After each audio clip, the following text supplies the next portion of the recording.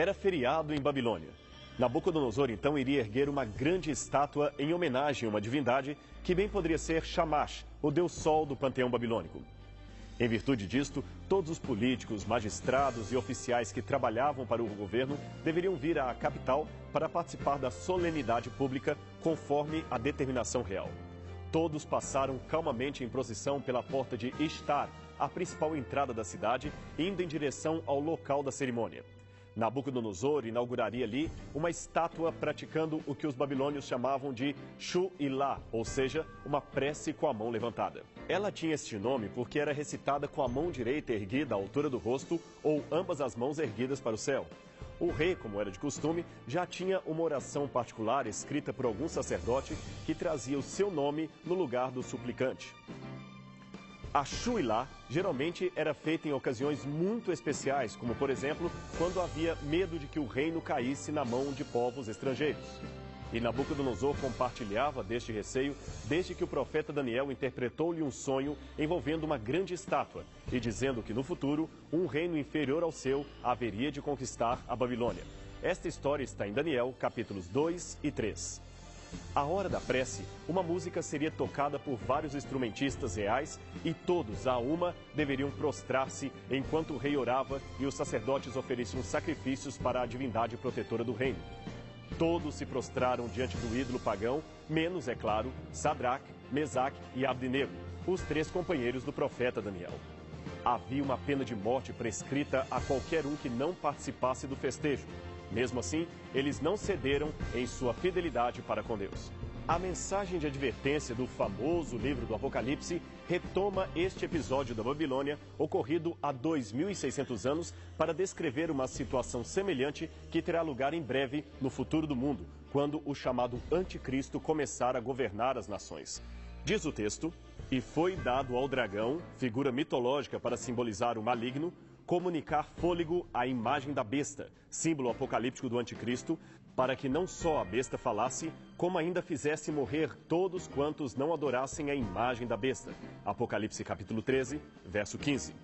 É difícil estabelecer nos mínimos detalhes todas as nuances desse decreto futuro. No entanto, é plenamente certo que ele envolverá uma questão de escolha entre a fidelidade a Deus e a harmonia com o mundo. Chegará um momento em que será impossível seguir os 10 mandamentos e estar, ao mesmo tempo, em paz com a nova ordem mundial. Aliás, pelo que diz a continuação da profecia, este será um decreto que alcançará o mundo inteiro. Veja os versículos seguintes: "A todos os grandes e os pequenos, os ricos e os pobres, os livres e os escravos, faz que lhes seja dada certa marca sobre a mão direita ou sobre a fronte, para que ninguém possa comprar ou vender, senão aquele que tem a marca, o nome da besta ou o número do seu nome." Versos 16 e 17. Analisando fatores políticos, econômicos e sociais da atualidade, é possível dizer que, embora não tenhamos uma data precisa para o cumprimento deste oráculo, já é notória a existência de um cenário político mundial que possibilita o cumprimento desta profecia nos últimos tempos, em nossos tempos. Até mais ou menos meado do século XVIII, era totalmente estranha a ideia de um governo mundial, conforme supõe a profecia apocalíptica. A Revolução Comercial dos séculos XVI e XVII já havia intensificado o processo de desenvolvimento capitalista que acabou unindo os países pela circulação de mercadorias. Mas isto estava longe de uma administração global, como prevê a profecia. Em 1760, inicia-se na Inglaterra a Revolução Industrial, que aumentou em muito a dependência de um país em relação ao outro. Empréstimos entre nações e monopólio tecnológico por parte de países mais ricos acabaram criando espaço para a possível união entre governos. No século XIX, alguns sociólogos chegaram a falar de um imperialismo mundial que colocaria todos sob o mesmo governo. Neste tempo, porém, tal ideia não passava de sociologia utopista, ou seja, um delírio dos pensadores. Hoje as coisas mudaram. Desde a segunda metade do século XX, a transnacionalização das empresas parece ganhar cada vez mais força. Nos anos 50 e 60, veio a expansão das empresas multinacionais. Nos anos 70 e 90, a vanguarda dos bancos e instituições financeiras. E, inaugurando o novo milênio, temos a força da internet, que já atinge mais de 1,5 bilhão de usuários em todo o mundo. Olhe em redor e constate por si mesmo. O nosso mundinho tornou-se de fato uma aldeia global. As distâncias são encurtadas pela tecnologia e as fronteiras tornaram-se um sistema que tem os dias contados. Você liga a TV e assiste diretamente do Japão uma partida de beisebol, que aliás é jogo dos americanos. Encontra-se com um amigo que acaba de chegar da Rússia e ele lhe conta que comeu hambúrguer com refrigerante Diet na Praça Vermelha, em Moscou. Em Israel, garotinhos árabes e judeus vestem juntos camiseta da seleção brasileira e pedem autógrafos a um jogador que pretendia passar férias em determinado lugar onde achava que não era conhecido. Depois de tudo isto, você se dá conta que, na verdade, o mundo está no seu quintal, ou melhor, na tela do seu computador. Estamos vivendo a era da globalização. A coisa, no entanto, vai muito mais além do que uma simples universalização de costumes. No mundo civilizado, aprofunda-se cada vez mais a desigualdade entre países ricos e pobres, países bem ou mal desenvolvidos. Intensifica-se a competitividade comercial e, com isto, aumentam-se os riscos de desemprego, crise econômica e outros fatores. Quem não se viu ameaçado por um crash econômico ocorrido na Europa ou nos Estados Unidos? Quem não teme ser vítima da queda de uma bolsa de valores em outra parte do mundo? Ou ainda oferecer para a herança de seus filhos um planeta morto em consequência dos crimes ambientais cometidos por todos os países. No mundo globalizado, todos ficam vulneráveis à informática, ao ritmo das bolsas de valores e outros fatores atuais. Aliás, atualmente, são negociados mais de 1,4 trilhão de dólares em ações internacionais, onde o investidor de um país leva o seu capital para outro país estrangeiro.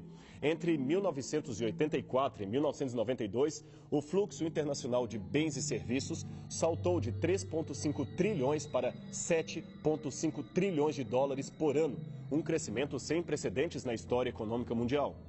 Dentro desse contexto, se um país se isola ou dita suas próprias leis, pode ser excluído por outras economias e perder os capitais, informações e tecnologias vindas de outros países. Aliás, foi exatamente esta situação que acabou derrubando gigantes independentes como a Rússia e todo o conglomerado que perfazia a ex-União Soviética. Outra importante questão decorrente da globalização capitalista, sobrepondo-se à economia dos países, é a de ordem monetária.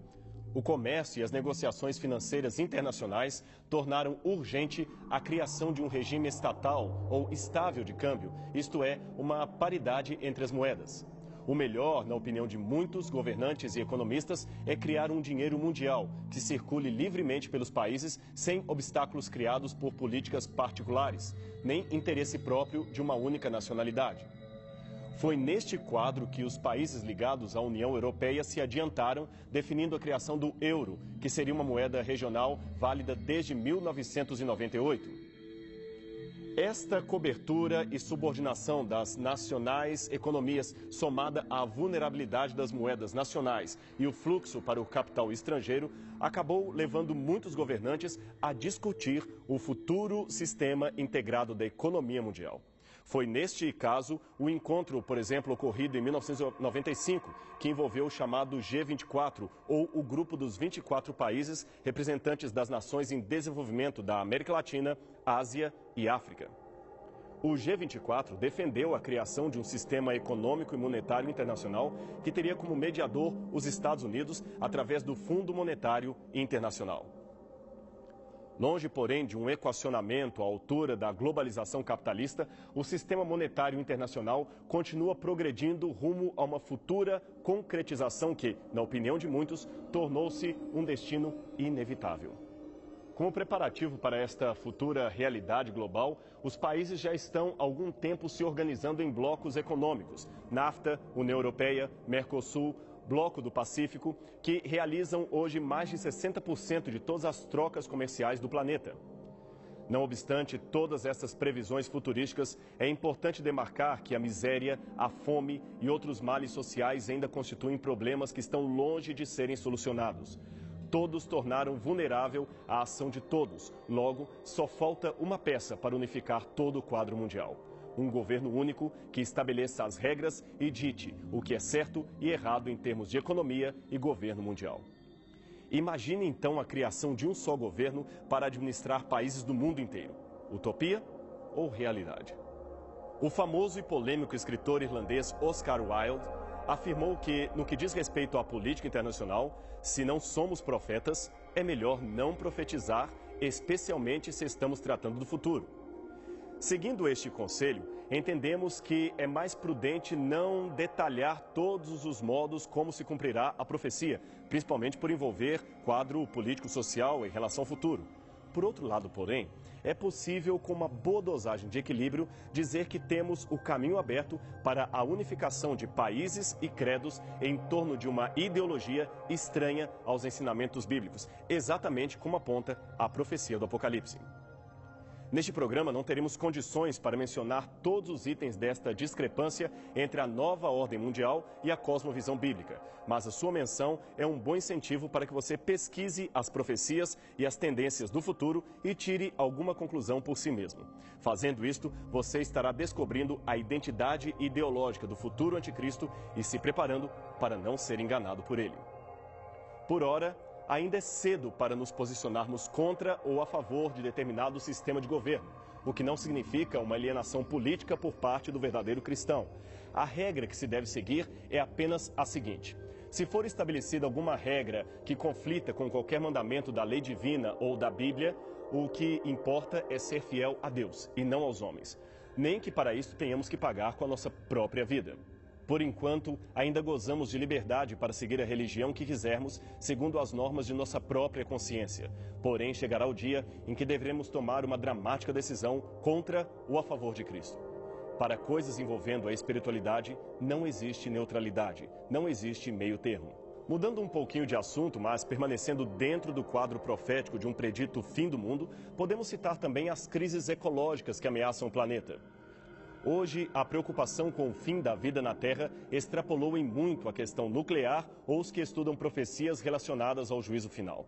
A cada dia, vê-se o meio ambiente morrer aos poucos na progressiva destruição das florestas, na redução da água potável e no empobrecimento da biodiversidade. Segundo o Programa de Desenvolvimento das Nações Unidas, se esta situação não for rapidamente corrigida, o mundo verá decretado em pouco tempo o fim da humanidade. Só para ter uma noção, a água potável do planeta passou de 17 mil metros cúbicos de água em 1950 per capita para 7 mil em 1998. Nesta proporção, chegaremos a 2050 com uma população mundial estimada em 9,5 bilhões de habitantes, dos quais 1 ou 2,5 bilhões não disporão de água regular potável para beber. Hoje já são 132 milhões de pessoas vivendo nesta situação. Nos últimos 50 anos, a produção descontrolada de poluição quadruplicou a emissão de dióxido de carbono. Isto poderá causar, nas próximas décadas, um superaquecimento do planeta, principalmente com males provocados pela camada de ozônio que está prejudicada, aquela que deveria filtrar os raios solares na atmosfera terrestre. Se tal fenômeno ocorrer, trará em consequência o aumento de até 1 metro do nível do mar, que inundará consideráveis faixas de terra dos países e cidades que estão costeiros, permitindo o avanço das áreas desérticas. Estas são apenas algumas das muitas advertências que estudiosos e ecologistas do mundo inteiro têm feito à humanidade. Se a paisagem destrutiva não for modificada, a tendência aponta um futuro pouco digerível para a sociedade. Pelo menos é o que dizem ambientalistas do movimento Greenpeace. Há quase 2000 anos, o apóstolo João profetizou que no futuro Deus teria de acertar contas com os que cometem, dentre outros delitos, crimes contra a ecologia. Como diz a profecia, chegou o tempo determinado de sua ira, a ira de Deus, e o tempo para destruíres os que destroem a terra. Noutras palavras, esta profecia nos ensina que, primeiro, quase 2 milênios antes da era atômica, Deus já sabia que no futuro a humanidade poderia destruir a terra. Segundo, antes que qualquer um pudesse sonhar racionalmente com uma possível destruição em massa, Deus revelou ao profeta que isto um dia seria realidade. E ele escreveu tudo no livro do Apocalipse. Terceiro, segundo a profecia, antes que se efetuasse um extermínio final, Cristo voltaria, dando um basta na destruição desenfreada da natureza. Antes, porém, que este evento aconteça, o Senhor utiliza-se da própria natureza para advertir os habitantes da terra de que em breve haverá um juízo, e cada um prestará contas por tudo o que tem praticado. todos os atos bons e ruins serão um dia sentenciados ou trazidos à tona no tribunal de Deus. Certa vez, Jesus repreendeu aos estudiosos do seu tempo porque não davam o devido valor à vinda do juízo de Deus. Ele disse: chegada a tarde dizeis, haverá bom tempo, porque o céu está avermelhado. E pela manhã, hoje haverá tempestade, porque o céu está de um vermelho sombrio. Sabeis, na verdade, discernir o aspecto do céu e não podeis discernir os sinais dos tempos? Lucas capítulo 12, versos 54 a 56. O que Jesus queria dizer por sinais dos tempos? Que à medida que progredisse a história, todos saberiam que o dia de Deus estaria chegando. No Apocalipse, há uma importante mensagem do juízo anunciada em todo o céu. Um anjo voa e diz: temam a Deus e louvem a sua grandeza, pois já chegou a hora de Deus julgar a humanidade. Adorem aquele que fez o céu, a terra, o mar e as fontes das águas. Apocalipse 14, verso 7. Não seria o respeito à natureza uma bela forma de adorar a Deus, reconhecendo-o como o Criador de tudo o que existe? Jesus estava com seus discípulos realizando a última ceia. Era uma noite de quinta-feira e havia algo estranho no ar. O mestre dizia coisas difíceis de entender. Afirmou que seria traído por um de seus discípulos e que em breve enfrentaria a morte na cruz. Sua partida estava chegando e em pouco tempo ele voltaria para a casa do Pai. Era, portanto, um ambiente de dor e despedida. Atônitos, os discípulos pareciam não compreender os detalhes daquilo que estavam escutando. Era tão forte a dor de separar-se do mestre que, em sua emoção, pareciam que estavam bloqueados no entendimento e, para não sofrer ainda mais, pareciam querer alienar-se do que estava sendo-lhes anunciado. Percebendo o desconforto de seus corações, Jesus lhes revelou: não fiquem assim preocupados. Vocês sempre creram em Deus, creiam agora em mim. Sabem, na casa de meu pai há muitos quartos, e eu estou indo preparar um lugar para cada um de vocês. E depois que eu for e terminar a preparação deste lugar, eu voltarei e levarei vocês para morar comigo, para nunca mais precisarmos dizer adeus. João 14, versos 1 a 3. Finalmente, uma boa notícia em meio a tantas tristezas. O mestre iria embora, mas não para sempre. Ele voltaria um dia para buscar os seus amigos e levá-los para morar na casa do seu pai. Não havia motivos para temor. Jesus sempre cumpre aquilo que ele diz. Havia, contudo, uma incógnita que permanecia latente na vida dos discípulos. Quando seria o momento do reencontro? Há algum tempo, no Monte das Oliveiras, Jesus lhes havia revelado a impossibilidade de saber o tempo da profecia. A Bíblia diz o seguinte com relação a este episódio: a respeito daquele dia e hora, ninguém sabe, nem os anjos, nem o Filho, senão somente o Pai. Mateus 24, verso 36. O tempo foi passando e com ele a geração daqueles que receberam pessoalmente esta promessa.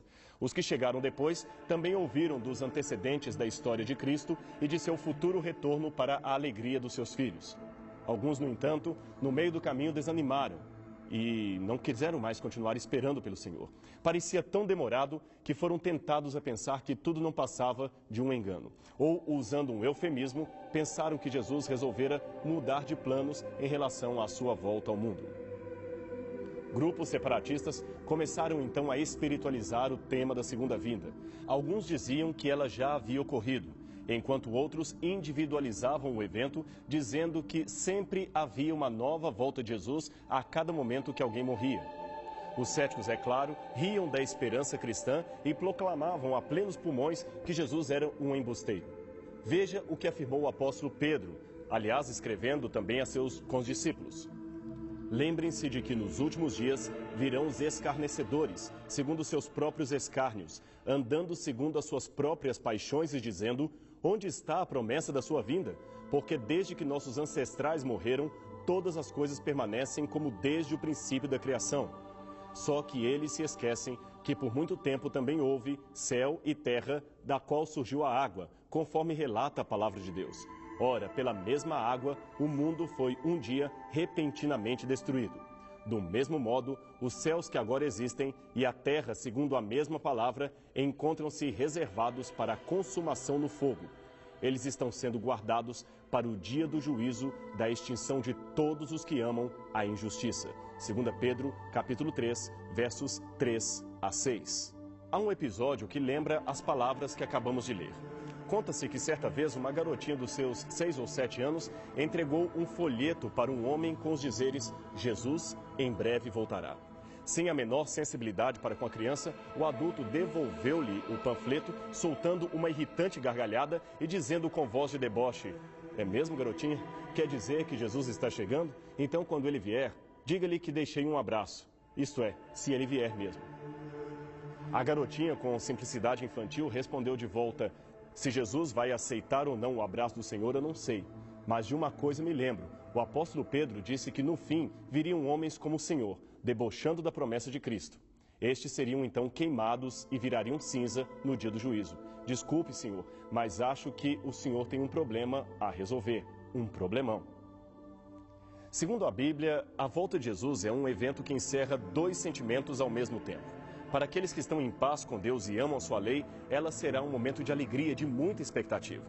Aquele que está por vir não é um estranho nem um exterminador do futuro. Ele é o seu Salvador e virá buscá-los para morarem com ele no seu reino eterno.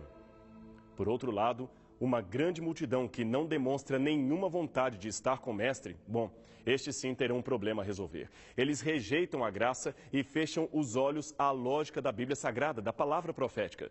Estes, diz o Apocalipse, pedirão às pedras e aos montes que caiam em cima deles e os livre da visão daquele terrível dia. Isto você pode ler em sua casa aí no Apocalipse capítulo 6, versos 15 e 16. A decisão sobre de que lado ficar é algo que pertence a cada um de nós e é tomada de acordo com o nosso livre-arbítrio. Sabe, faz parte do nosso amadurecimento espiritual aprender que, por mais bela que seja a vida, por mais bem-sucedidos ou vitoriosos que sejamos, a nossa existência não terá nenhum sentido senão na eternidade, quando estivermos com Cristo. Tudo de bom que temos aqui e que experimentamos não será nada comparado à surpresa